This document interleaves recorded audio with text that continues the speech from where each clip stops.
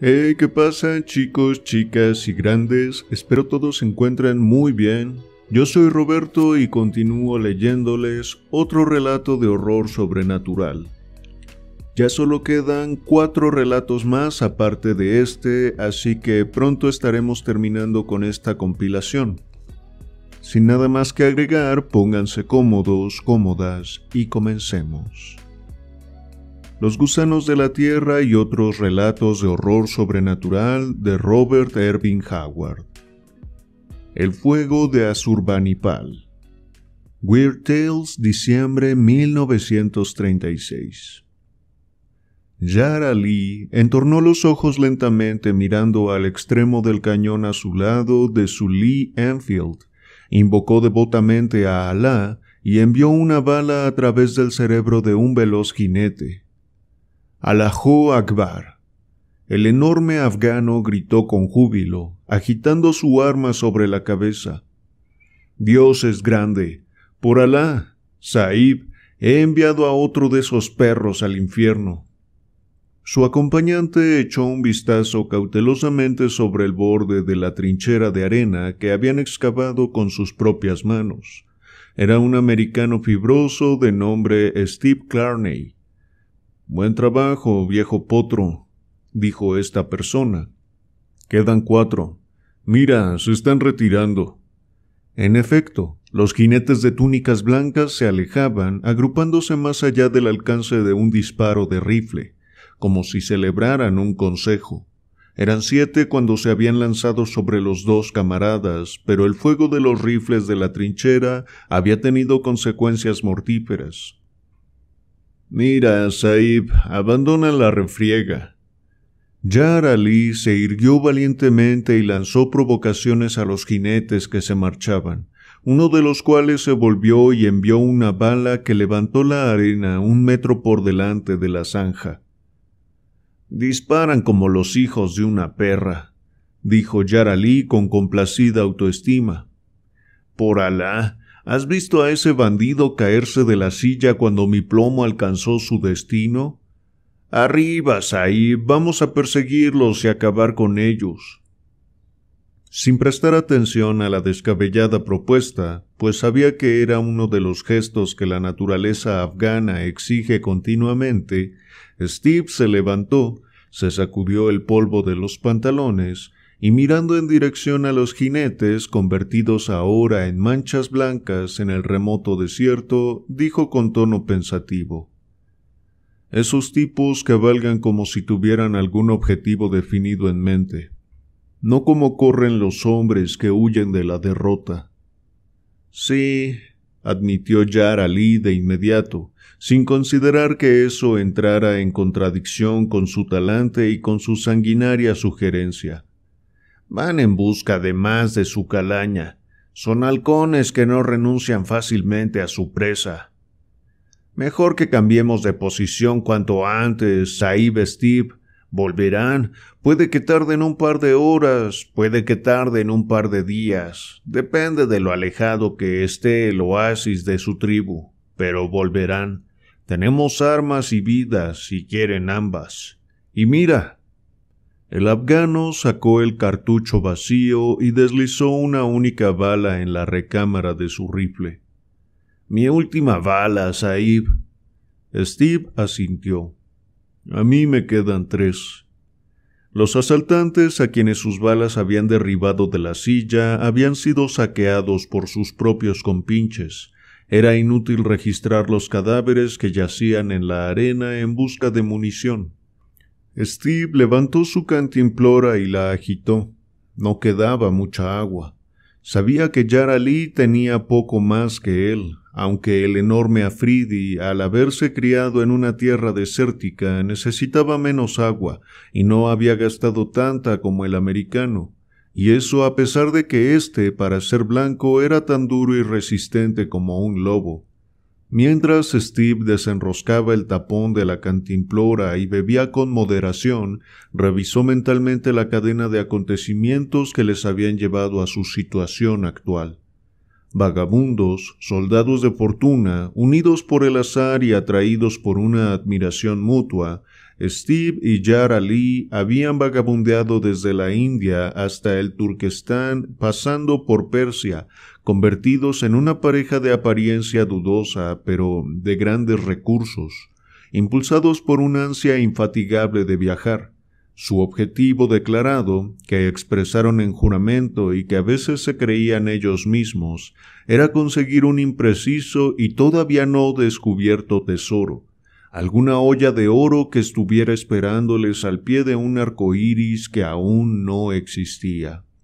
Fue en la antigua Shiraz donde oyeron hablar del fuego de Asurbanipal, de labios de un anciano comerciante persa, que solo se creía a medias lo que les contaba. Oyeron el relato que él a su vez había oído de unos labios balbuciantes por el delirio en su lejana juventud. 50 años antes había formado parte de una caravana que, vagabundeando por la costa sur del Golfo Pérsico para comerciar con perlas, había seguido la pista de una rara perla hasta internarse en el desierto. No encontraron la perla, que según los rumores había sido descubierta por un buceador y fue robada por un sheik del interior, pero sí recogieron a un turco que se moría de inanición, de sed y de una bala que llevaba hundida en el muslo. Mientras perecía delirante, balbuceó un relato absurdo sobre una silenciosa ciudad muerta de piedra negra que se hallaba en las arenas cambiantes del desierto, muy hacia el oeste, y de una gema llameante atrapada entre los dedos huesudos de un esqueleto en un trono antiguo. El turco no se había atrevido a traerla consigo, debido a un espantoso horror que acechaba en aquel sitio, y la sed le había vuelto a arrojar al desierto, donde los beduinos le habían perseguido y herido, pero había escapado cabalgando sin descanso hasta que su caballo se desplomó bajo sus piernas. Murió sin contar cómo había conseguido llegar a la ciudad mítica, pero el anciano comerciante pensó que debía de haber llegado desde el noroeste, y que era un desertor del ejército turco que intentaba desesperadamente llegar hasta el Golfo. Los hombres de la caravana no hicieron ningún intento por internarse aún más en el desierto en busca de la ciudad, pues, según dijo el viejo comerciante, creían que era una ciudad del mal muy antigua de la que se habla en el Necronomicon, del árabe loco Al-Asred, la ciudad de los muertos sobre la que pesaba una antigua maldición. Las leyendas la mencionaban vagamente. Los árabes la llamaban Beled el-Djin, la ciudad de los diablos, y los turcos Kara Sher, la ciudad negra, y la gema era aquella antigua y maldita joya que perteneció a un rey hace mucho tiempo, a quien los griegos llamaban Sardanápalo y los pueblos semitas Asurbanipal. Steve se sintió fascinado por el relato, aunque reconocía para sus adentros que era sin duda otro de los 10,000 cuentos que circulaban sobre el Oriente. Seguía existiendo la posibilidad de que Yar Ali y él hubieran tropezado con una pista real de esa olla de oro junto al arco iris que tanto habían buscado. Y Yar Ali había oído rumores con anterioridad sobre una ciudad silenciosa en las arenas. Ciertas historias habían acompañado a las caravanas que se dirigían rumbo a Oriente, pasando por las tierras altas persas y a través de las arenas del Turquestán, hasta llegar al país de las montañas y más allá. Historias imprecisas, murmuraciones de una ciudad negra de los jinn, en las profundas brumas de un desierto encantado. Así, siguiendo el rastro de la leyenda, los compañeros habían llegado desde Shiraz a un pueblo en la costa árabe del Golfo Pérsico, y allí habían oído más cosas de boca de un anciano que había sido buscador de perlas en su juventud. Padecía la locuacidad propia de la edad y contaba historias que le habían relatado vagabundos de las tribus, que a su vez les había oído a los nómadas salvajes del interior profundo. Y una vez más Steve y Yara Lee oyeron hablar de la silenciosa ciudad negra con bestias gigantes labradas en piedra, y del sultán esquelético que poseía la gema flamígera. Fue así como Steve, insultándose mentalmente por ser tan estúpido, había dado el paso, y Yara Lee, convencido de que existen toda clase de cosas en el seno de Alá, le había acompañado. Sus escasos fondos apenas les habían bastado para conseguir camellos y provisiones para una arriesgada y rápida incursión en lo desconocido. Su único mapa habían sido los vagos rumores que mencionaban la supuesta localización de Kara Sher. Habían seguido días de duro viaje, forzando a los animales y economizando el agua y la comida. Entonces, en las profundidades del desierto en el que habían penetrado, se habían encontrado con una cegadora tormenta de arena, en la cual habían perdido los camellos. Después de eso vinieron largas millas de avanzar tambaleantes a lo largo de las arenas, azotados por un sol ardiente, sobreviviendo con el agua que rápidamente menguaba en sus cantimploras, y con la comida que Yara Lee llevaba en una bolsa. Ya no pensaban en hallar ninguna ciudad mítica, seguían adelante ciegamente con la esperanza de tropezarse con un manantial. Sabían que a sus espaldas no había ningún oasis en una distancia que pudieran tener esperanzas de recorrer a pie. Era una posibilidad desesperada, pero era la única que tenían. Entonces los halcones vestidos de blanco se habían precipitado sobre ellos, surgiendo de la bruma del horizonte y parapetados en una trinchera poco profunda y apresuradamente excavada.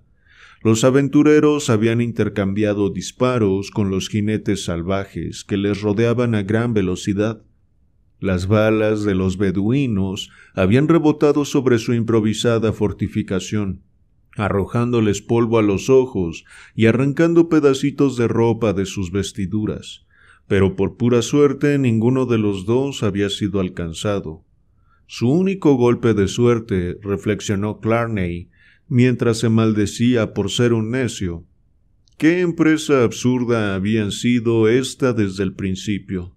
Pensar que dos hombres podrían desafiar de esa manera al desierto y sobrevivir, y mucho menos arrebatar de su profundo seno los secretos de las eras pasadas. Y ese absurdo relato de una mano de esqueleto que se aferraba a una joya flamígera en una ciudad muerta. Tonterías, qué cuento chino. Debía de estar loco para haberle concedido algún crédito. Decidió el americano con la claridad de juicio que proporcionan el sufrimiento y el peligro. «Bueno, en marcha, viejo caballo», dijo Steve levantando el rifle.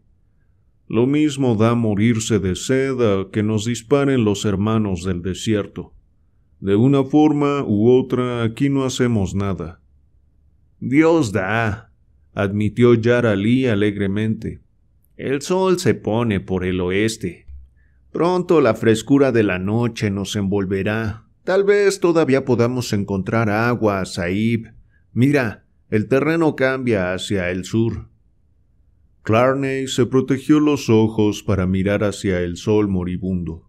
Pasado cierto punto, una extensión desolada de varias millas de ancho, el paisaje se volvía más irregular y aparecían unas colinas recortadas. El americano se echó el rifle sobre el brazo y suspiró. «Sigamos adelante. Aquí somos alimento para los buitres». El sol se puso y salió la luna, inundando el desierto con su extraña luz plateada. Esta caía dispersa y brillaba en largas ondulaciones, como si un mar hubiera quedado repentinamente inmóvil. Steve, asediado ferozmente por una sed que no se atrevía a saciar por completo, maldijo para sus adentros. El desierto era hermoso bajo la luna, con la belleza de una sirena de frío mármol que atrajera a los hombres a su destrucción. ¡Qué búsqueda de locos!, repetía su fatigado cerebro. El fuego de Asurbanipal, Se retiraba hacia los laberintos de la irrealidad con cada cansino paso que daba. El desierto se había convertido no solo en un erial físico, sino en la tiniebla grisácea de los eones perdidos, en cuyas profundidades dormían cosas ocultas. Clarney tropezó y lanzó un juramento. ¿Empezaba ya a flaquear? Yara Lee caminaba con el paso ágil e incansable del hombre de la montaña, y Steve apretó los dientes, obligándose a un esfuerzo mayor. Por fin entraron en el terreno irregular, y el camino se hizo más difícil. Barrancos suaves y estrechas quebradas acuchillaban la tierra con dibujos ondulantes. La mayoría estaban llenos de arena, y no había rastro alguno de agua. «Este terreno fue alguna vez un oasis», comentó Yara Lee. «Alá sabe hace cuántos siglos que lo conquistó la arena, al igual que la arena ha invadido tantas ciudades de Turquestán». Siguieron adelante como muertos que avanzaran por el país gris de la muerte. La luna se volvió roja y siniestra a medida que descendía, y una oscuridad sombría cayó sobre el desierto antes de que llegaran a un punto desde el que pudieron ver lo que había más allá de la franja de terreno irregular. Incluso los pies del enorme afgano empezaban a arrastrarse, y Steve se mantenía erguido solo con un brutal esfuerzo de voluntad. Por último, remontaron una especie de cresta en el lado sur, a partir de la cual el paisaje descendía en pendiente. «Descansemos», dijo Steve. «No hay agua en esta región infernal. Es inútil seguir avanzando eternamente. Tengo las piernas tan rígidas como cañones de pistola. No podría dar otro paso aunque me fuera en ello el pescuezo. Aquí hay una especie de risco achatado que llega aproximadamente a la altura del hombro de cara al sur. Dormiremos al abrigo de él». «¿Y no montaremos guardias ahí, Steve?» «No», contestó Steve. «Si los árabes nos cortan la garganta mientras estamos dormidos, mucho mejor. De todas formas, estamos acabados». Con esta optimista observación, Clarney se tumbó rígidamente sobre las arenas profundas, pero Yara Lee permaneció en pie, recostado, forzando la vista en la esquiva oscuridad que convertía el horizonte salpicado de estrellas en un tenebroso pozo de sombras. «Hay algo en el horizonte, hacia el sur», murmuró incómodo. «¿Una colina? No puedo distinguirlo, y ni siquiera estoy seguro de estar viendo algo real». «Has empezado a ver espejismos», dijo Steve irritado. «Túmbate y duerme». Dicho esto, Steve se echó a dormir. Le despertó el sol sobre los ojos, se sentó bostezando y su primera sensación fue de sed. Levantó la cantimplora y se humedeció los labios. Quedaba un trago. Yara Lee todavía dormía. Los ojos de Steve vagaron por el horizonte sureño y se sobresaltó. Dio una patada al recostado afgano. Despierta, Ali. Creo que al final resultará que no estabas viendo espejismos. Allí tienes tu colina, y de lo más extraña además». El afridí se levantó como se despiertan las bestias salvajes, instantánea y completamente, la mano saltando al largo cuchillo mientras miraba a su alrededor en busca de enemigos. Su mirada siguió el dedo de Steve y sus ojos se abrieron de par en par. «Por Alá y por Alá», juró, «hemos llegado al país de los Jinn. Aquello no era una colina, es una ciudad de piedra en medio de las arenas». Steve se puso en pie de un salto, como si se hubiera liberado un muelle de acero. Mientras miraba con el aliento entrecortado, un grito feroz escapó de sus labios. A sus pies, la pendiente del risco se convertía en una ancha y uniforme extensión de arena que se alargaba hacia el sur. Y muy lejos, al otro lado de las arenas, ante sus esforzados ojos, la colina fue tomando forma lentamente, como un espejismo que surgiera de las arenas cambiantes.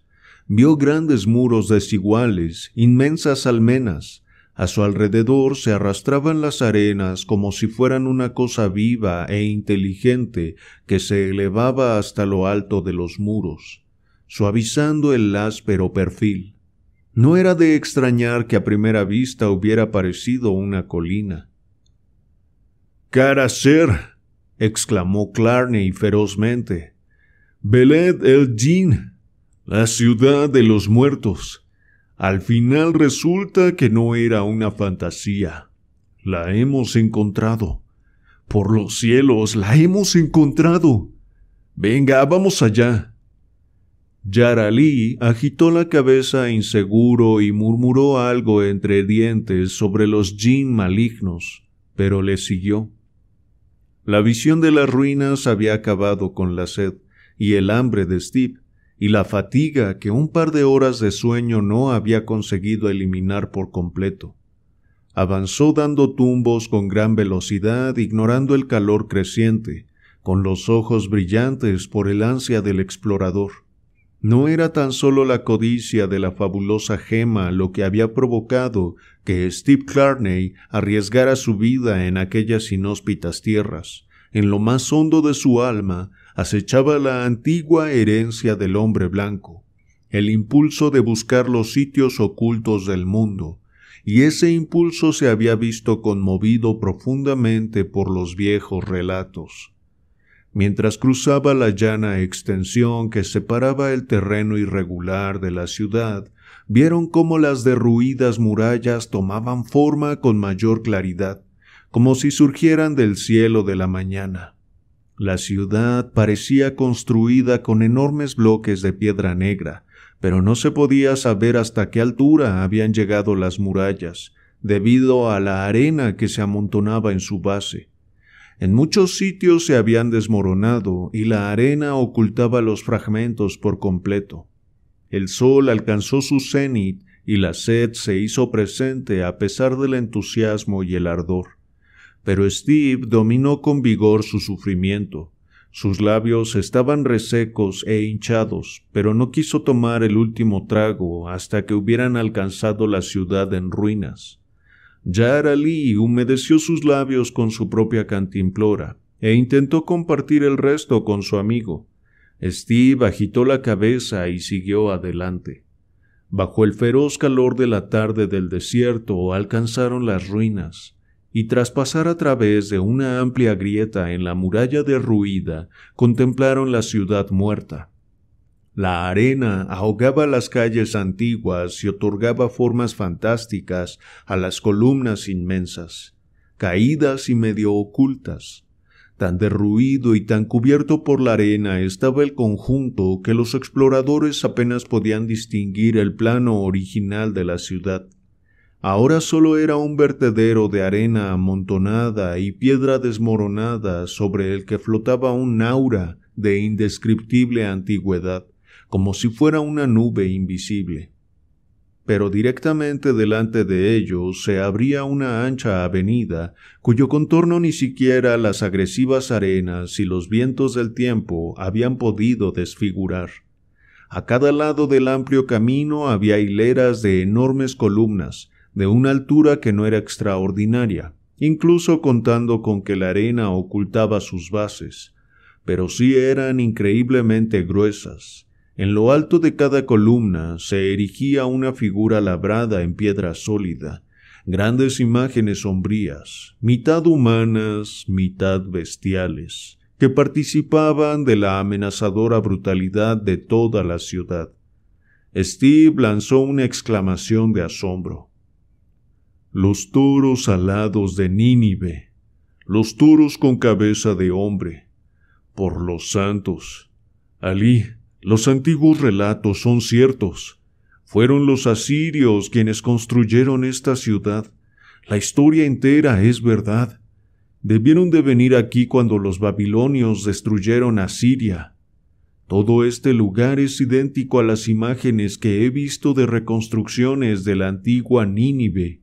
Y mira, señaló hacia más abajo de la ancha calle, donde había un gran edificio que alcanzaba hasta el otro extremo, una construcción inmensa y amenazadora, cuyas columnas y muros de sólidos bloques de piedra negra desafiaban los vientos y arenas del tiempo. El erosionador y flotante mar de arena bañaba sus cimientos, inundando sus entradas, pero harían falta 1000 años para anegar la edificación completa. «Una morada de diablos», murmuró Yarali intranquilo. «El templo de Baal», exclamó Steve. «Vamos, temía que encontrásemos todos los palacios y templos ocultos por la arena y que tuviéramos que excavar para encontrar la gema». «De poco nos servirá», murmuró Yarali. «Aquí es donde moriremos». «Probablemente». Steve desenroscó el tapón de su cantimplora. «Tomemos nuestro último trago. En todo caso, estamos a salvo de los árabes. No se atreverán a venir aquí con sus supersticiones. Beberemos y después moriremos, supongo, pero antes encontraremos la joya. Cuando me desvanezca, quiero tenerla en la mano. Puede que dentro de un par de siglos algún afortunado hijo de su madre encuentre nuestros esqueletos y la gema. Brindo por él, quien quiera que sea». Con esta broma macabra, Clarney vació su cantimplora y Yarali le imitó. Se habían jugado su último as, el resto quedaba en manos de Alá. Avanzaron por la ancha avenida, y Yarali, que no conocía el miedo ante enemigos humanos, miraba nervioso a derecha e izquierda, casi esperando ver alguna cara cornuda y fantástica mirándole burlona desde detrás de una columna. Steve mismo sentía la sombría antigüedad del sitio y casi temía una embestida de carros de guerra de bronce que llegaran por las calles olvidadas, o el estallido repentinamente amenazador de trompetas de bronce. Pensó que el silencio en las ciudades muertas era mucho más intenso que en el desierto abierto. Llegaron hasta los portales del gran templo. Filas de gigantescas columnas flanqueaban la ancha puerta, que estaba cubierta de arena hasta la altura de los tobillos, y de la cual surgían arqueándose inmensos marcos de bronce que antaño habían sujetado poderosas puertas, cuya madera pulida se había podrido siglos antes. Entraron en un enorme vestíbulo de luz crepuscular y neblinosa, cuyo oscuro techo de piedra se mantenía sobre columnas parecidas a troncos de árboles de bosque. El conjunto de la arquitectura producía una sensación de magnitud impresionante y de esplendor triste y abrumador, como si fuera un templo construido por gigantes sombríos como morada para dioses oscuros. Yarali caminaba sigilosamente, como si temiera despertar a los dioses durmientes, y Steve, aun sin las supersticiones del Afridi, también sentía cómo la macabra majestuosidad del lugar posaba sus sombrías manos sobre su alma. No vieron ningún rastro de huellas en el grueso polvo del suelo. Había pasado medio siglo desde que el aterrorizado turco había huido de estas estancias silenciosas como si le persiguiera el diablo. En cuanto a los beduinos, era fácil entender por qué los supersticiosos hijos del desierto evitaban esta ciudad encantada, pues encantada estaba, si no por fantasmas de verdad, sí por la sombra de su esplendor perdido. Mientras avanzaban por las arenas del vestíbulo, que parecía interminable, Steve se planteó muchas preguntas. ¿Cómo pudieron construir semejante ciudad los fugitivos de la cólera de rebeldes enfurecidos? ¿Cómo atravesaron el país de sus enemigos, pues Babilonia estaba entre Asiria y el desierto árabe? Pero tampoco tenían otro sitio al que ir. Hacia el oeste estaban Siria y el mar, y al norte y al este abundaban los peligrosos medas, aquellos feroces arios cuya ayuda había endurecido el brazo de Babilonia para convertir en polvo a su enemigo.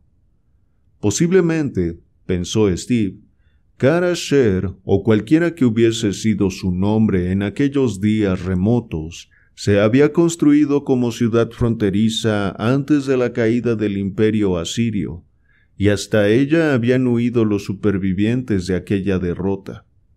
En cualquier caso, era posible que Kara-Sher hubiera sobrevivido a Nínive en varios siglos, convertida sin duda en una extraña ciudad ermitaña, apartada del resto del mundo. Seguramente, tal y como había dicho Yara Lee, este había sido antaño un país fértil, bañado por oasis, y sin duda en el terreno irregular donde habían pasado la noche anterior, había habido canteras que proporcionaron la piedra para la construcción de la ciudad. Entonces, ¿qué provocó su caída? ¿Acaso la invasión de las arenas y el agotamiento de los manantiales había provocado que la gente la abandonara? ¿O había sido Kara-Sher, una ciudad silenciosa ya antes de que las arenas cubriesen los muros? ¿La caída llegó desde dentro o desde fuera? ¿Aniquiló la guerra civil a los habitantes o fueron destruidos por algún poderoso enemigo que llegó desde el desierto? Clarney agitó la cabeza con una mueca de disgusto y desconcierto. Las respuestas a esas preguntas se habían perdido en el laberinto de las eras olvidadas. Ayaho Akbar. Habían atravesado el gran vestíbulo sombrío y en su extremo encontraron un espantoso altar de piedra negra, detrás del cual asomaba un dios antiguo, bestial y horrible. Steve sintió un escalofrío al reconocer el aspecto monstruoso de la imagen. Sí, era Baal, sobre cuyo altar negro muchas víctimas desnudas habían ofrecido su alma, retorciéndose y chillando en otras eras. Con su absoluta, abismal y pavorosa bestialidad, el ídolo personificaba el alma entera de esta ciudad demoníaca. Seguramente, pensó Steve, los constructores de Nínive y Kara-Sher habían sido tallados en un molde distinto del de la gente de hoy en día. Su arte y su cultura eran demasiado densos, demasiado hoscamente desprovistos de los aspectos más ligeros de la humanidad para ser completamente humanos, tal y como el hombre moderno entiende la humanidad. Su arquitectura era repelente. Mostraba gran habilidad, pero producía un efecto tan inmenso, tan vacío y tan brutal, que parecía estar casi por completo más allá de la comprensión del hombre moderno. Los aventureros atravesaron una estrecha puerta que se abría al extremo del vestíbulo cerca del ídolo, y desembocaron en una serie de cámaras amplias y oscuras conectadas por pasillos flanqueados de columnas. Los recorrieron bajo la luz grisácea y fantasmal, y por fin llegaron a una ancha escalera, cuyos enormes escalones ascendían hasta desaparecer en las tinieblas. Aquí se detuvo Yara Lee. «Nos hemos aventurado mucho, Sahib», murmuró. «¿Es sabio aventurarse aún más?»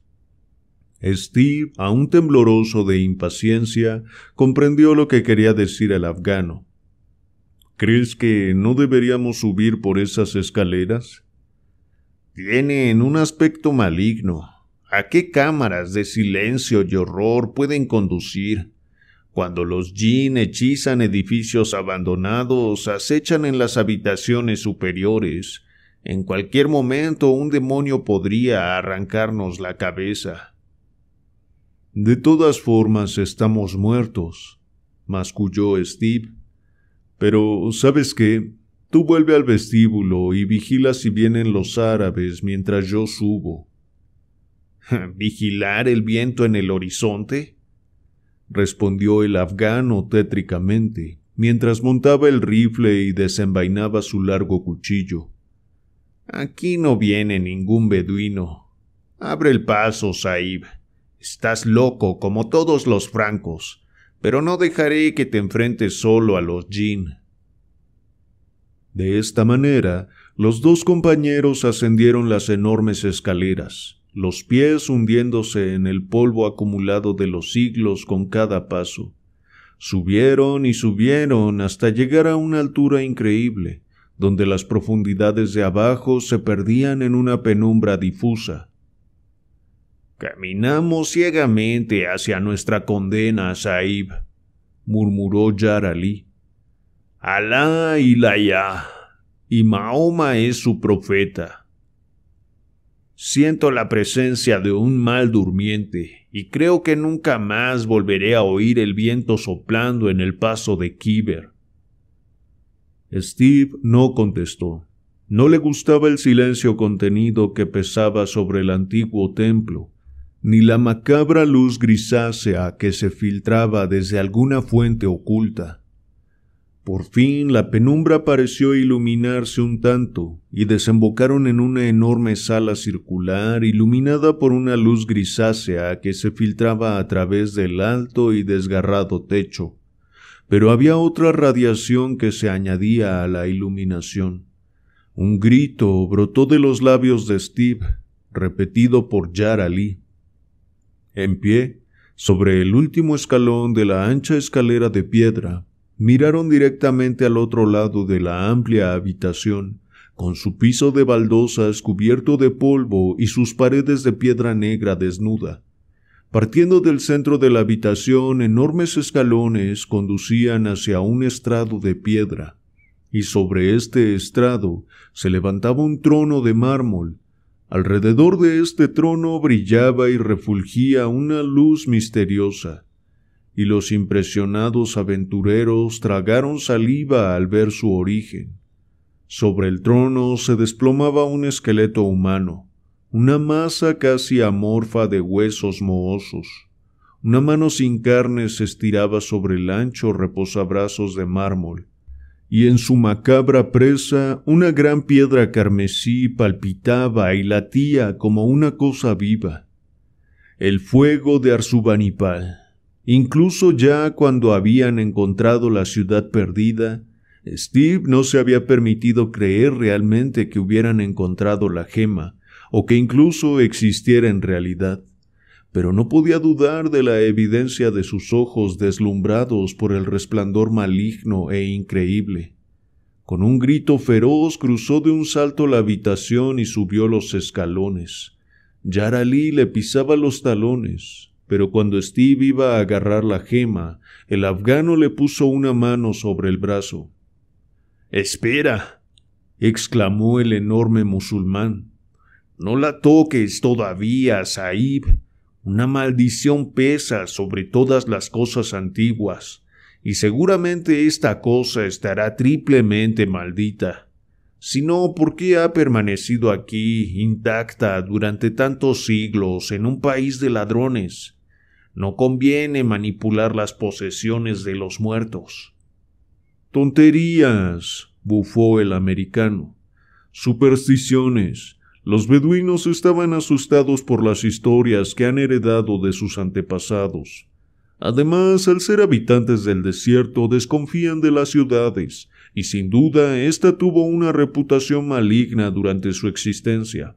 Y nadie, excepto los beduinos, ha visto este sitio antes, excepto ese turco que probablemente estaba medio enloquecido por el sufrimiento. Estos huesos podrían ser los del rey mencionado en la leyenda, pues el aire seco del desierto conserva este tipo de cosas indefinidamente. Pero lo dudo, puede que sean asirios o más probablemente árabes, de algún mendigo que consiguió la gema y acabó muerto sobre el trono por una u otra razón. El afgano apenas le escuchaba. Miraba con aterrorizada fascinación la enorme piedra como un pájaro hipnotizado mira a los ojos a la serpiente. «Mírala, Sahib», susurró. «¿Qué es? No existe gema semejante que haya sido tallada por manos mortales. Mira cómo palpita y late como el corazón de una cobra».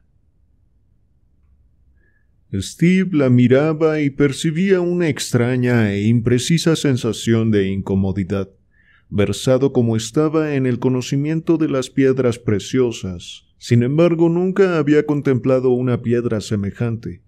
A primera vista había supuesto que era un rubí monstruoso, como decían las leyendas. Ahora no estaba seguro, y tenía la inquietante sensación de que Yar Ali tenía razón, que no era una gema normal y natural.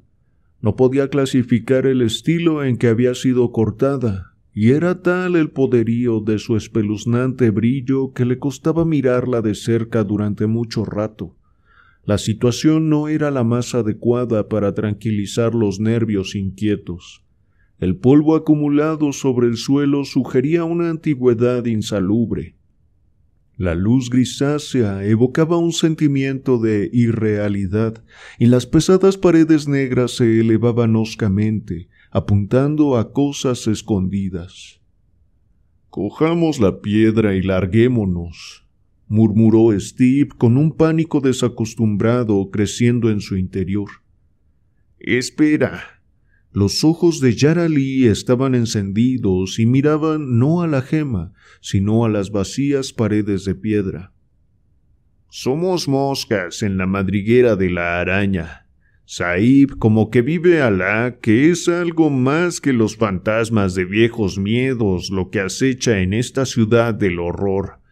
Siento la presencia del peligro, como la he sentido antes, como la sentí en una cueva de la jungla donde una pitón acechaba invisible en la oscuridad, como la sentí en el templo de los Tox, donde los ocultos estranguladores de Shiva se agazapaban para saltar sobre nosotros, como la siento ahora, multiplicada por 10.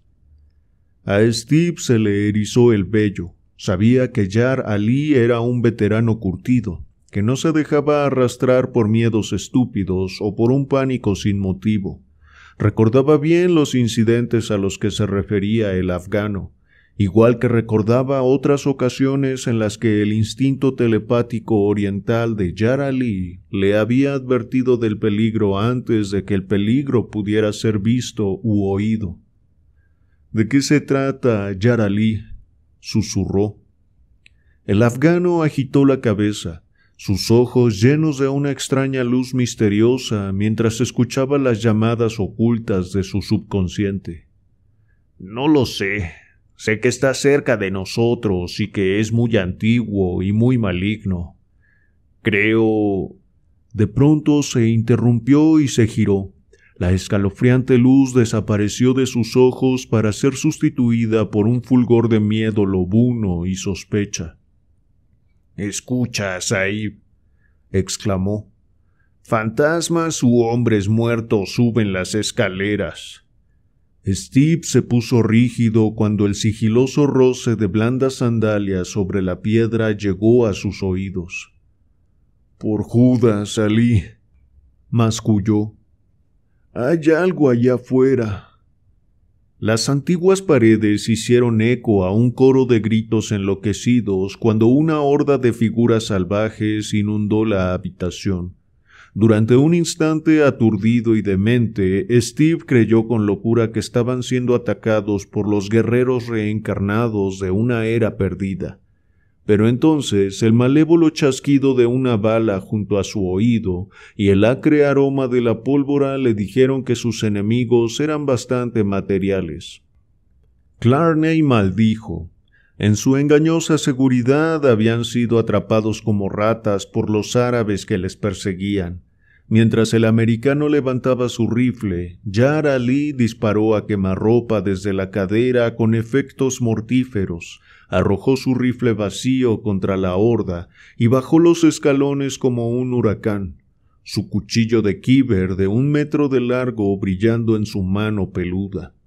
En su ansia de batalla había un auténtico alivio por enfrentarse a enemigos humanos. Una bala le arrancó el turbante de la cabeza, pero un árabe cayó con el cráneo abierto bajo el primer y devastador golpe del montañés. Un alto beduino clavó la boca de su fusil en el costado del afgano, pero antes de que pudiera apretar el gatillo, la bala de Clarney desparramó sus sesos.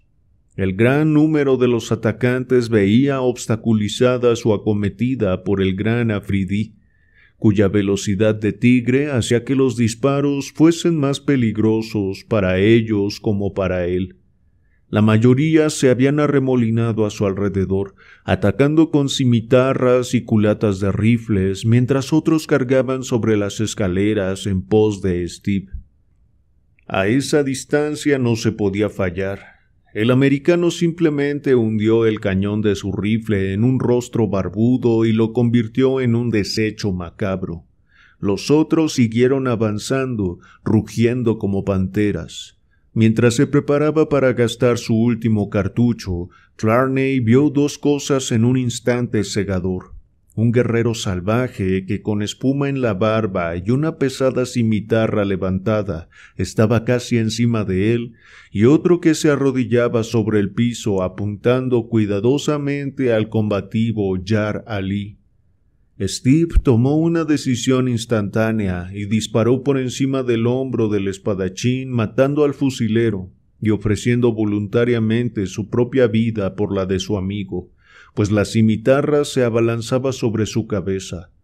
Pero mientras el árabe lanzaba el mandoble, gruñendo por la fuerza del golpe, su pie calzado con sandalia resbaló en los escalones de mármol y la hoja curva, desviándose accidentalmente de su arco, chocó contra el cañón del rifle de Steve. Al momento, el americano utilizó como cachiporra su rifle. Cuando el beduino recuperó el equilibrio y volvió a levantar la cimitarra, Clarney lo golpeó con todas sus fuerzas, y culata y cráneo se hicieron pedazos a la vez. Entonces, una bala le alcanzó el hombro, debilitándole con el impacto. Mientras se tambaleaba mareado, un beduino le enrolló una tela de turbante alrededor de los pies y tiró salvajemente. Clarney cayó de cabeza por los escalones hasta darse un golpe que le aturdió. Una culata sujeta por una mano marrón se levantó para aplastarle los sesos, pero una orden detuvo el golpe. «No lo maten, átenlo de pies y manos». Mientras Steve forcejeaba torpemente contra muchas manos, le pareció que había oído antes aquella voz imperiosa en algún lugar. La caída del americano se había producido en cuestión de segundos. Mientras sonaba el segundo disparo de Steve, Yar Ali casi había seccionado el brazo de un asaltante al tiempo que él mismo recibía un golpe aturdidor, administrado por una culata de rifle en su hombro izquierdo. Su abrigo de piel de oveja que llevaba a pesar del calor del desierto le salvó el pellejo de media docena de cuchillos cortantes. Un rifle fue disparado tan cerca de su cara que la pólvora le quemó terriblemente, arrancando un grito sanguinario del enloquecido afgano. Mientras Yar Ali levantaba su sanguinolenta hoja, el fusilero, con la cara cubierta de cenizas, alzó su rifle sobre la cabeza con ambas manos para desviar el golpe, ante lo cual el afridi, con un aullido ferozmente exultante, se movió como ataca un gato de la jungla y hundió su largo cuchillo en el vientre del árabe. Pero en ese instante una culata de rifle, arrojada con todo el profundo rencor que su portador fue capaz de reunir, chocó contra la cabeza del gigante, abriéndole la cabellera y poniéndole de rodillas. Con la tenaz y silenciosa ferocidad de su estirpe, Yar Ali volvió a levantarse, ciego y tambaleante, atacando a enemigos que apenas podía ver, pero una tormenta de golpes volvió a derribarle, y sus atacantes no dejaron de golpearle hasta que quedó inmóvil. Le habrían liquidado con rapidez de no ser por otra orden perentoria de su jefe, después de la cual ataron al cuchillero inconsciente y lo arrojaron junto a Steve, que estaba completamente consciente y sentía el horrible dolor de la bala que se alojaba en su hombro. Levantó la mirada hacia el alto árabe que estaba contemplándole. «Bueno, Saib», dijo éste, y Steve vio que no era un beduino. ¿No me recuerdas? Steve frunció el ceño. Una herida de bala no ayuda a concentrarse. Me resultas conocido. Por Judas, eres Nureddin el Mekru. Me siento honrado. El Sahib me recuerda. Nureddin hizo una reverencia sarcástica. Y sin duda recordarás la ocasión en la que me hiciste este regalo. Los ojos oscuros se ensombrecieron con un sentimiento de amarga amenaza, y el sheik señaló una fina cicatriz blanca en el extremo de su mandíbula. Lo recuerdo, gruñó Clarney, a quien el dolor y la cólera no tendían a hacer más dócil. Fue en Somalia, hace años. Entonces te dedicabas al comercio de esclavos.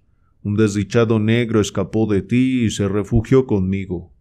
Una noche entraste en mi campamento con tus modales altaneros. Provocaste una pelea y en la refriega resultante un cuchillo de carnicero te cruzó la cara. Ojalá te hubiera cortado tu sucia garganta. Tuviste tu oportunidad, contestó el árabe. Ahora se han vuelto las tornas. Creía que tu territorio estaba más al oeste, refunfuñó Clarney. En Yemen y la tierra de los somalíes. Abandoné el comercio de esclavos hace mucho, contestó el sheik. Está agotado. Durante un tiempo dirigí una banda de ladrones en Yemen, pero una vez más me vi obligado a cambiar de localización. Llegué aquí con algunos fieles seguidores, y por Alá que esos salvajes casi me cortan la garganta al principio. Pero conseguí vencer sus recelos, y ahora gobierno a más hombres de los que me hayan seguido en años. Los que lucharon ayer contra ustedes eran mis hombres exploradores que había enviado de avanzadilla. Mi oasis está mucho más al oeste.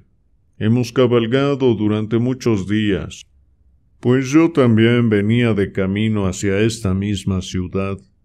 Cuando mis exploradores volvieron y me hablaron de los dos vagabundos, no alteré mi rumbo, pues antes tenía asuntos que resolver en Beled del Jin.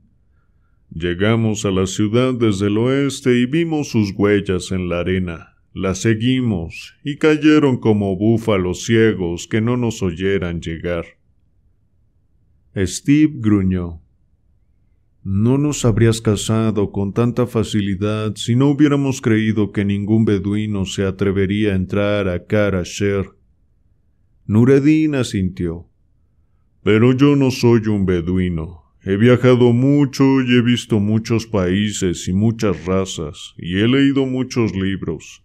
Sé que el miedo es humo, que los muertos están muertos, y que los jinn y los fantasmas y las maldiciones son brumas que el viento disipa. Fue por las historias de la Piedra Roja que vine hasta este desierto olvidado. Pero he tardado meses en persuadir a mis hombres de que me acompañaran hasta aquí. Pero aquí estoy, y tu presencia es una sorpresa deliciosa. Sin duda ya habrás adivinado por qué los he capturado vivos. Tengo entretenimientos más elaborados previstos para ti y para ese cerdo patano. Ahora tomaré el fuego de Asurbanipal y nos iremos. Se volvió hacia el estrado, y uno de sus hombres, un gigante barbudo y tuerto, exclamó: «¡Alto, mi señor! Un mal antiguo reinó aquí antes de los días de Mahoma. Los jinn aúllan en estos salones cuando aúlla el viento, y los hombres han visto fantasmas bailando en las paredes bajo la luna. Ningún hombre nacido de mortales se ha aventurado en esta ciudad negra durante 1000 años, excepto uno, hace medio siglo, que huyó dando alaridos. Has llegado hasta aquí procedente de Yemen. No conoces la antigua maldición que pesa sobre esta infecta ciudad, y esta piedra maligna que palpita como el corazón rojo de Satanás. Te hemos seguido aquí en contra de nuestra opinión, porque has demostrado ser un hombre fuerte, y has dicho que tienes un encantamiento contra todos los seres malignos. Dijiste que solo querías contemplar la gema misteriosa, pero ahora vemos que tu intención es llevártela. No ofendas a los Jinn. No, Nureddin, no ofendas a los Jinn, contestaron a coro los otros beduinos. Ni siquiera los encallecidos rufianes del sheik, que formaban un compacto grupo algo apartado de los beduinos, dijeron nada. Endurecidos por crímenes y actos crueles, les afectaban menos las supersticiones de los hombres del desierto, para quienes el temido relato de la ciudad maldita se había repetido durante siglos. Aunque Steve odiaba a Nureddin con destilado aborrecimiento, comprendió el poder magnético que tenía este hombre, el liderazgo innato que le había permitido vencer hasta tal punto los miedos y tradiciones de las eras.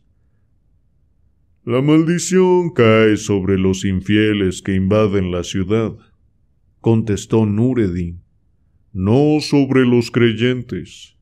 Fíjense, en esta habitación hemos vencido a nuestros enemigos Kafar. Un halcón del desierto de barba blanca agitó la cabeza.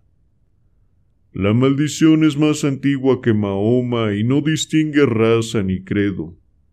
Hombres malvados levantaron esta ciudad negra en el alba de los inicios de los días, oprimieron a nuestros antepasados de las tiendas negras y lucharon entre sí. Los muros negros de esta ciudad infecta se mancharon de sangre, y en ellos reverberó el eco de los gritos de placeres atroces y de los susurros de intrigas oscuras. Así fue como llegó la piedra a la ciudad. Había un mago en la corte de Asurbanipal, y la sabiduría negra de las eras no le estaba vedada. Con el fin de obtener honores y poder para sí mismo, desafió los horrores de una inmensa cueva sin nombre en un país oscuro que nadie había visitado, y de aquellas profundidades plagadas de demonios sacó la gema ardiente que está tallada con las llamas congeladas del infierno. Con su terrible poder sobre la magia negra hechizó al demonio que vigilaba la antigua gema y robó la piedra. Y el demonio se quedó dormido en la cueva sin saberlo. De manera que este mago, de nombre Sutltlan, vivió en la corte del sultán Asurbanipal, y hacía magia y predecía acontecimientos examinando las pavorosas profundidades de la piedra, que únicamente sus ojos podían mirar sin quedar cegados. Y los hombres llamaron a la piedra el fuego de Asurbanipal, en honor del rey. Pero la maldad cayó sobre el reino y los hombres gritaron que era la maldición de los Jinn, y el sultán con gran temor ordenó a Sutltán llevarse la gema y arrojarla a la cueva de la cual la habían tomado, si no quería que mayores desgracias cayeran sobre todos. Pero el mago no quería entregar la gema en la cual leía extraños secretos de los días de antes de Adán, y huyó a la ciudad rebelde de Karasher, donde pronto estalló una guerra civil, y los hombres lucharon unos con otros para poseer la gema. Entonces el rey que gobernaba la ciudad, codiciando la piedra, capturó al mago y lo mató torturándolo, y en esta misma habitación vio cómo moría, con la gema en la mano.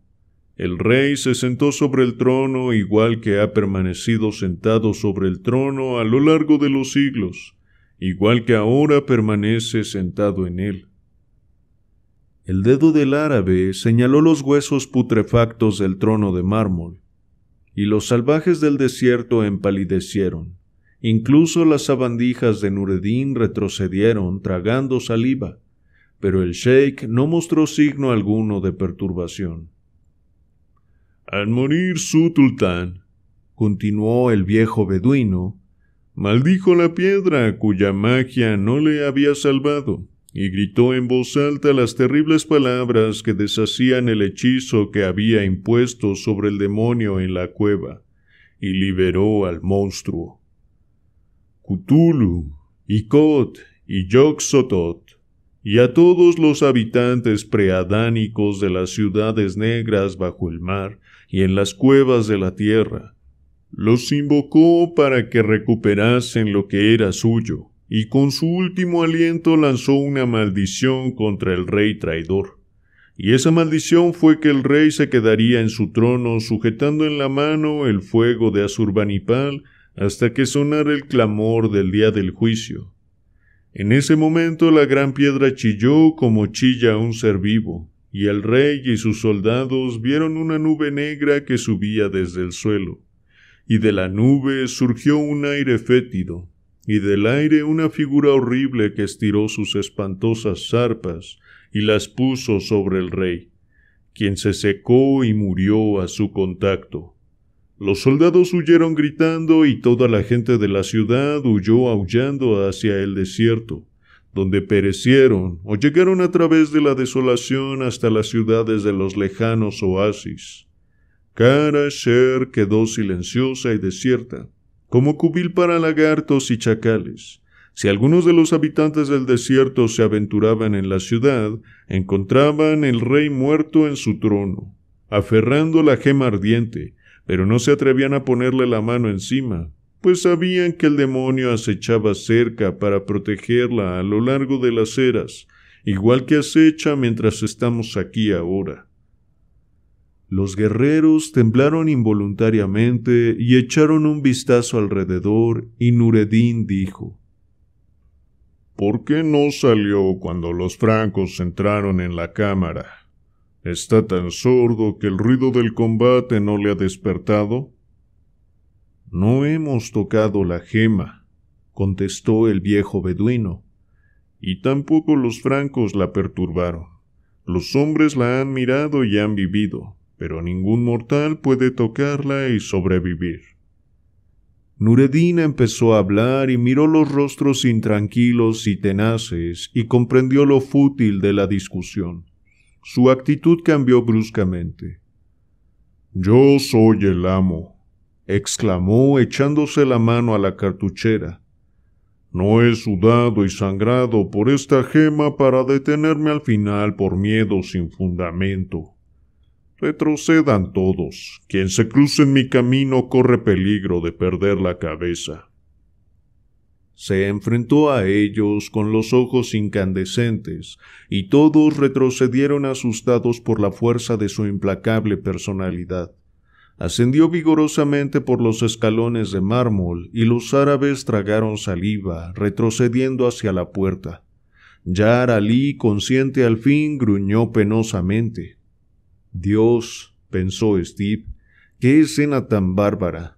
Cautivos, atados sobre el suelo cubierto de polvo, guerreros salvajes apelotonándose y aferrando sus armas, el rancio aroma crudo de la sangre y la pólvora quemada todavía impregnando el aire, cadáveres esparcidos en un espantoso revoltijo de sangre, sesos y entrañas, y sobre el estrado, el sheik, con rostro de halcón, ignorándolo todo, excepto el maligno resplandor escarlata de los dedos esqueléticos que descansaban sobre el trono de mármol.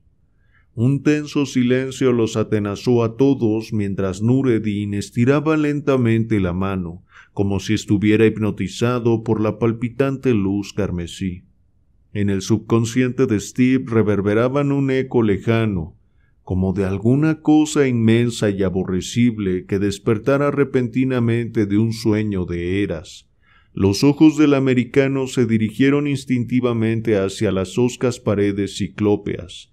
El resplandor de la gema se había alterado de forma extraña. Ardía con un rojo más profundo, más oscuro y más amenazador. «Corazón de todo mal», murmuró el sheik. «¿Cuántas princesas murieron por ti en el inicio de las cosas? Sin duda la sangre de los reyes debe de fluir dentro de ti. Los sultanes y las princesas y los generales que te llevaron son polvo y han sido olvidados, pero tú refulges con majestuosidad sin atenuar. Fuego al mundo». Nureddin agarró la piedra. Un aullido de estremecimiento surgió de los árabes, interrumpido solo por un agudo grito inhumano. A Steve le pareció horriblemente que la gran joya había chillado como una cosa viva. La piedra se resbaló de la mano del sheik. Puede que Nureddin la dejara caer. A Steve le pareció que había saltado con una convulsión, como una cosa viva que da un brinco. Cayó rodando del estrado, botando de escalón en escalón mientras Nureddin saltaba detrás de ella, maldiciendo al tiempo que su mano no conseguía alcanzarla. Llegó al suelo, dio un giro violento, y a pesar del abundante polvo rodó como una bola de fuego hacia la pared del fondo. Nureddin estaba casi encima de ella, alcanzó la pared, y la mano del sheik se alargó para cogerla. Un grito de miedo mortal desgarró el tenso silencio. Sin previo aviso, la sólida pared se había abierto. Del negro muro surgió un tentáculo que aferró el cuerpo del sheik como una pitón rodea a su víctima y lo lanzó de cabeza hacia la oscuridad. Después la pared volvió a mostrarse vacía y sólida una vez más. Solo desde dentro llegaba un espantoso agudo y ahogado chillido que heló la sangre en las venas a los que lo oyeron. Aullando sin palabras, los árabes salieron en estampida, se atascaron en una masa convulsa y estridente en el pasillo, y por último bajaron corriendo enloquecidos por las anchas escaleras. Steve y Yar Ali, tumbados e indefensos, oyeron el frenético estruendo de la huida desvanecerse en la distancia, y miraron con horror estupefacto la tétrica pared. Los chillidos habían decrecido hasta convertirse en un silencio aún más horripilante. Tragando saliva, escucharon repentinamente un ruido que les heló la sangre en las venas, el suave deslizamiento del metal o la piedra sobre un raíl. Al mismo tiempo, la puerta oculta empezó a abrirse, y Steve atisbó en la negrura lo que podría haber sido el resplandor de unos ojos monstruosos. Cerró sus propios ojos. No se atrevía a mirar el horror que pudiera deslizarse de ese repugnante pozo negro. Sabía que hay tensiones que el cerebro humano no puede soportar, y todos los instintos primitivos de su alma le gritaban que aquella cosa era una pesadilla y una locura. Notó que Yar Ali también cerraba los ojos, y los dos quedaron inmóviles como muertos.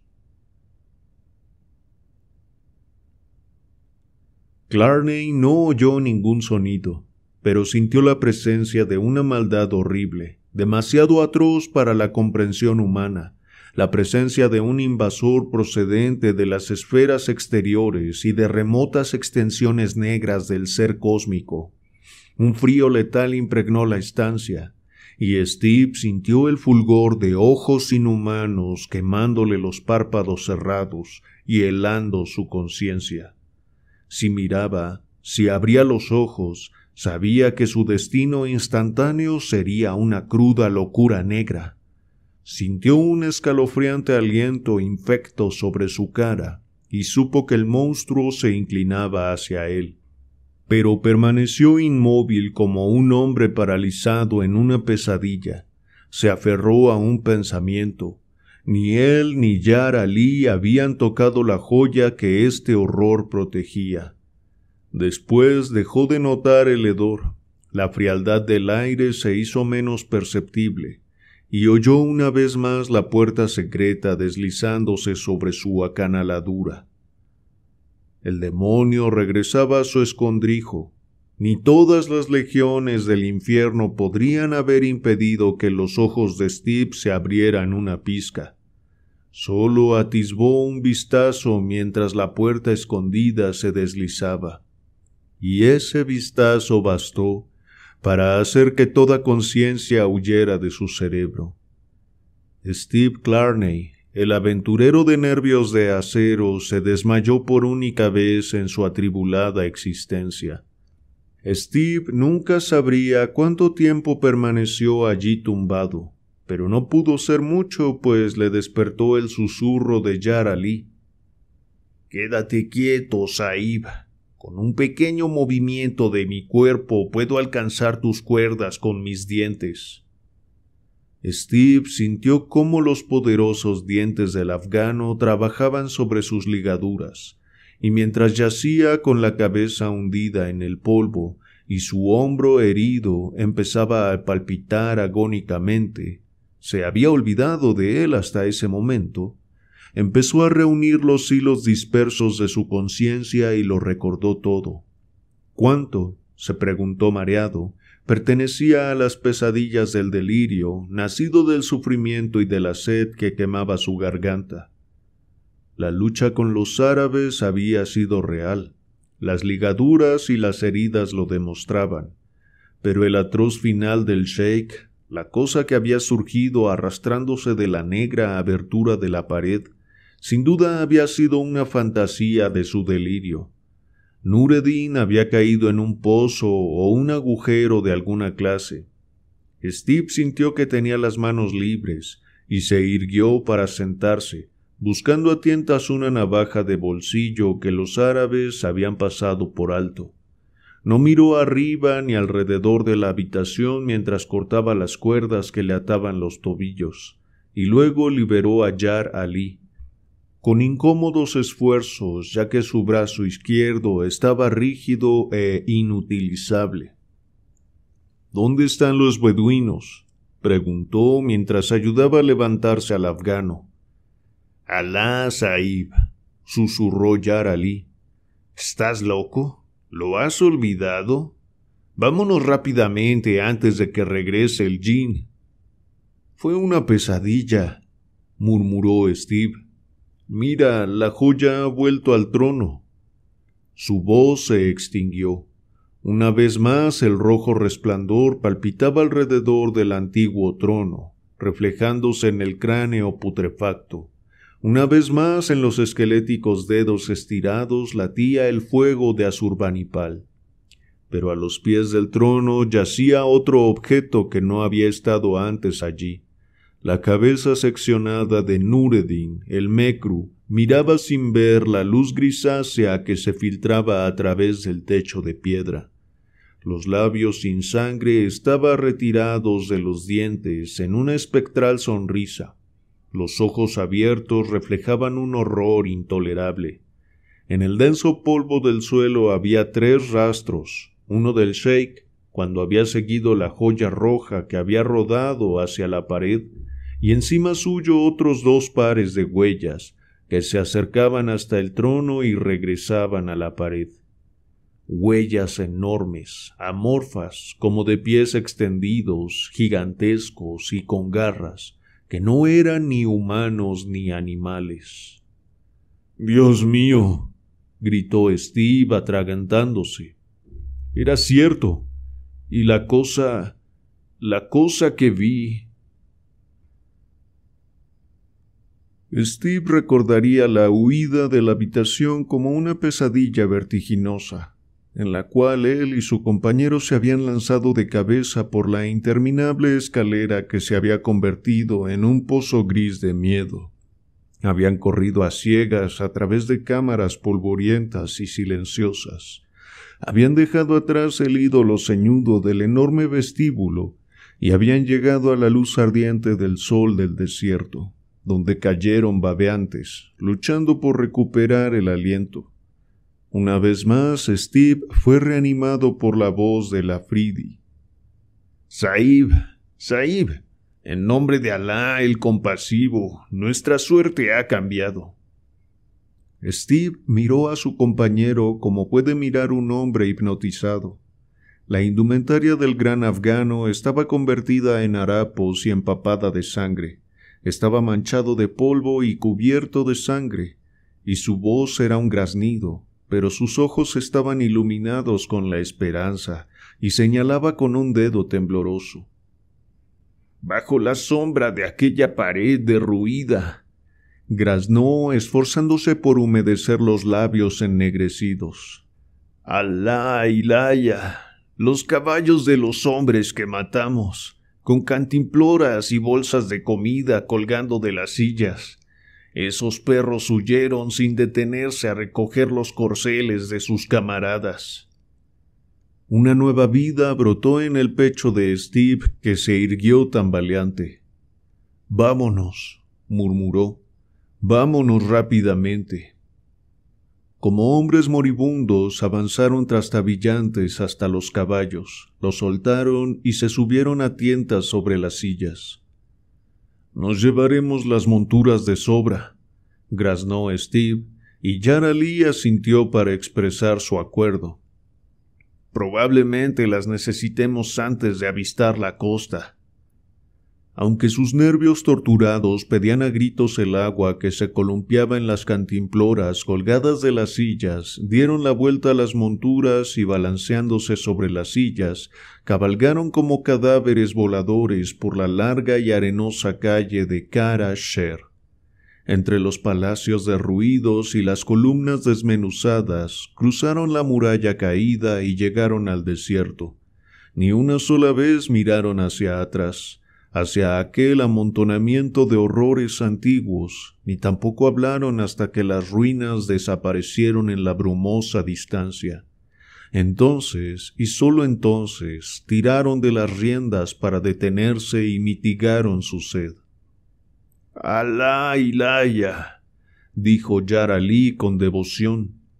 «Esos perros me han golpeado tanto que parece que todos los huesos de mi cuerpo estén rotos.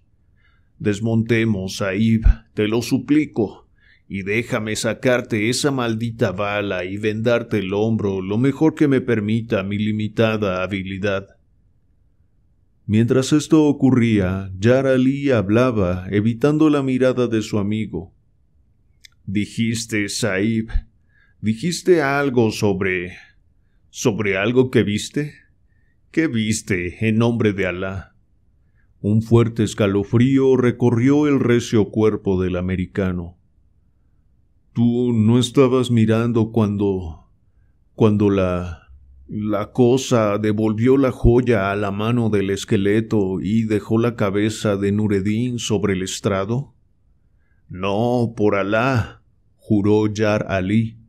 «Mis ojos estaban tan cerrados como si hubieran sido soldados con el acero fundido de Satanás».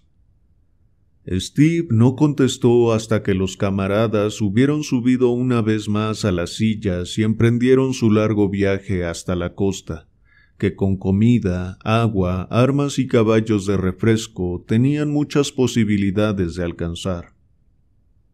«Yo sí miré», dijo el americano sombrío. «Ojalá no lo hubiera hecho. Sé que soñaré con ello el resto de mi vida. Solo pude echar un vistazo. No podría describirlo como un hombre describe una cosa de este mundo. Que Dios me ayude. No era una cosa de este mundo, ni una cosa que perteneciera al reino de la cordura. La humanidad no ha sido la primera propietaria de la tierra. Hubo seres aquí antes de su llegada, y ahora hay supervivientes de épocas espantosamente antiguas.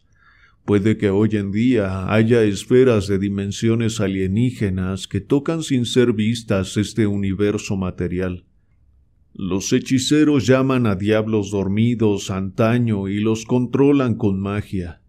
No es irracional suponer que un mago asirio pudiera invocar un demonio elemental salido de la tierra para vengarle y para proteger algo que debió de haber salido del infierno incluso antes.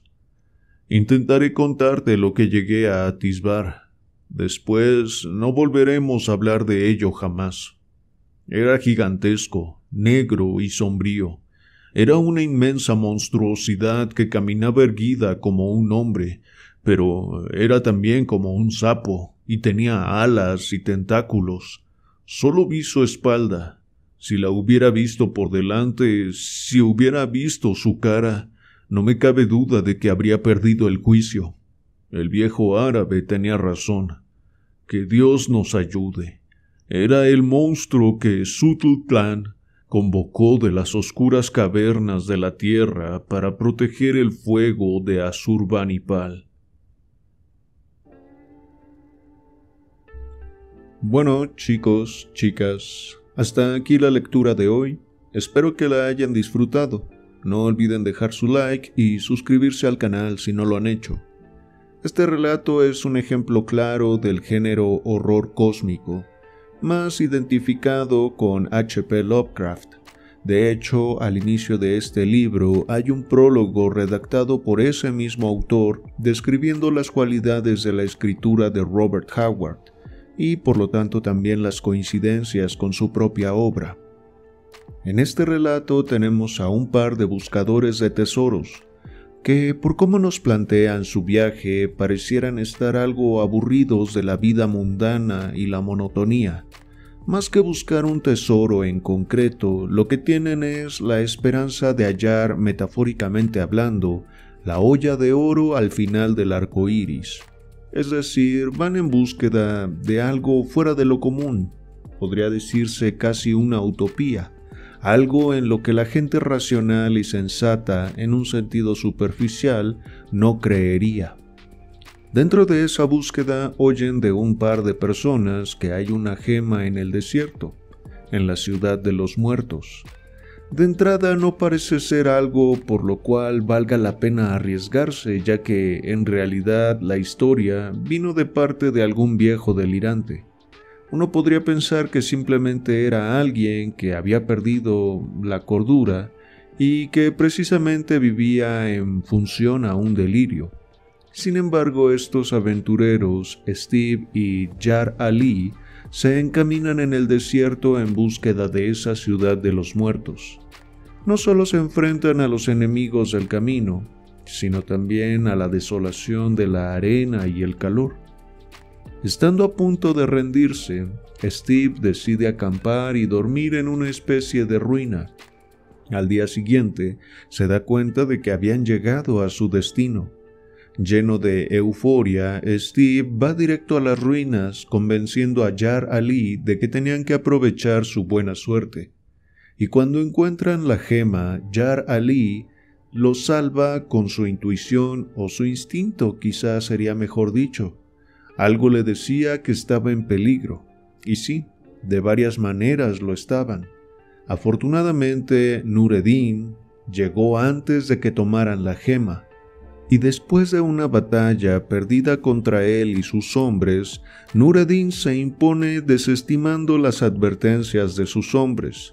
Las toma como simples supersticiones sin sentido. Y eso mismo fue lo que lo llevó a la muerte. Su avaricia y la poca creencia o la poca confianza en las palabras de sus seguidores. Creo que el horror de este cuento va en varios sentidos. Por un lado, la existencia de ese monstruo cósmico en el que los extranjeros no creían y cómo tan fácilmente pudo hacerse con la vida de Nureddin. Pero también el horror está en la idea de que hay cosas en el mundo o en el universo que no conocemos y que descubrirlas o acercarnos a ellas puede impactar tanto a la mente humana que perdamos la cabeza, que perdamos la cordura. Cosa que se ve muy bien representada en la reacción de Steve. Él alcanzó a ver solo de espaldas al monstruo. Fue suficiente eso para no querer tocar más la gema y para que tuviera la certeza de que toda su vida tendría pesadillas con lo que vio.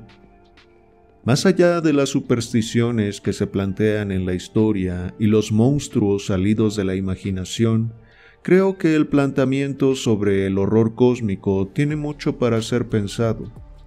La mente humana muchas veces no logra procesar impactos de experiencias totalmente comunes, como traiciones, pérdidas, separaciones o accidentes.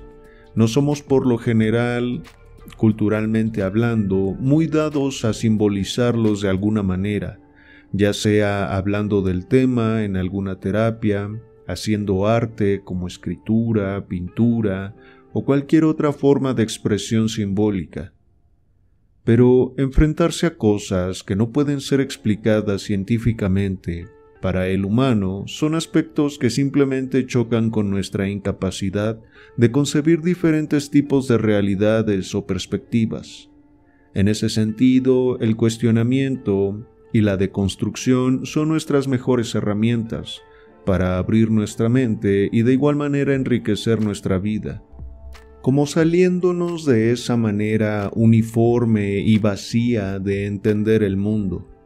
En esta historia los personajes parecen ser dos hombres que, aparte de amar la aventura y las emociones fuertes, parecen estar cansados y aburridos de su realidad y van en busca de algo que es considerado ridículo por mucho, una olla de oro al final del arco iris, es decir, se abren al sinsentido, pero lo hacen de una forma casi irresponsable, sin llevar una brújula en su conciencia de a dónde se dirigen, lo cual los expone a una realidad diferente a la suya, que puede ser el objetivo, salirse de una rutina aburrida, pero en la historia se vuelve una manera muy peligrosa para su vida y su cordura.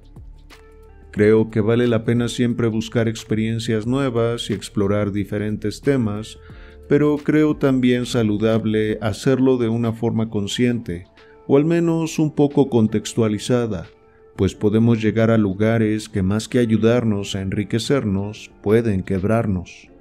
En pocas palabras, la curiosidad sí puede matar al gato, o puede darle una vida más. En fin, chicos, chicas, hasta aquí el video de hoy. Recuerden que pueden seguirme también en Spotify, les dejo el link en la descripción. Espero que lo hayan disfrutado. Para mí ha sido un placer leerles como siempre. Nos vemos.